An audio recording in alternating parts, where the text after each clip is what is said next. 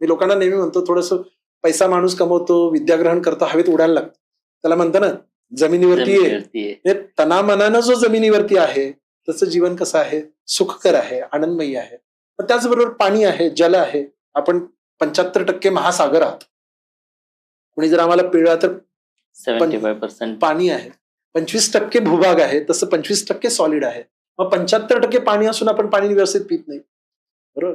मग त्याच्यामुळे gall bladder stones आहेत, रिनल स्टोन्स आहेत, त्वचाविकार आहेत. मग त्यासाठी पाणी पिण्याचं तंत्र पण आपण शिकलं पाहिजे. जेवल्या जेवल्या लगेच पाणी नाही पिलं पाहिजे. जेवल्यानंतर, जेवणाच्या अगोदर पाणी पिण्याचं तंत्र आहे. सकाळी उठल्यावर बाबा तोंड न धुता पाणी आयुर्वेदामध्ये सांगितलंय. मग त्या गोष्टी केल्या पाहिजे. आज आपण बघतो की बरेचसे डिफिशियन्सीचे प्रकार सुरू झाले.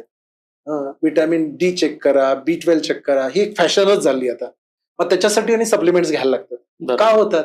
कारण आपण त्या मेन बाप कोण, आपला सूर्य, ज्याच्या संगतीतच नाही आहोत, बरोबर. बघा, निसर्गातला कोणताही प्राणी, कुठलाही पक्षी कपडे घालून फिरत नाही. माणूस एक प्राणी जो कपड्यामध्ये बंद आहे, बरोबर. मग अनैसर्गिक आहे ना. पण आता बिन कपड्याच तर आपण फिरू शकत नाही. आपण बिंग अ सोशल अॅनिमल. आता काय करायला पाहिजे? कधीतरी सकाळचे कोवळ्या उन्हात तरी झोपलं पाहिजे.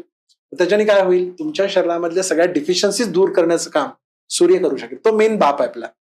बघा की ऊर्जा देणारा बाप आहे. इव्हन आज मोठे मोठे न्यूरोलॉजिस्ट असं म्हणतात की तारुण्यावस्थामध्ये तुम्ही अनैसर्गिक पद्धतीने जगलात, एसी मध्येच आयुष्य काढलं, कधी उन्हात फिरलाच नाहीत, उन्हात कधी झोपलाच नाहीत, तर म्हातारपण खूप कष्टदायी आहे.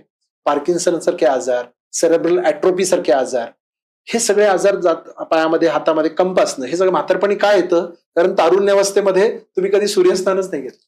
त्यामुळं तुम्ही रेग्युलर शिवांबू घेतलं, आदर्श दिनचर्या ठेवलीत, निसर्गोपचाराचं पालन केलं, योगिक लाईफस्टाईल ठेवलीत, तर सहजपणे निरामय निरोगी जीवन जगणं शक्य आहे. निश्चितच शक्य.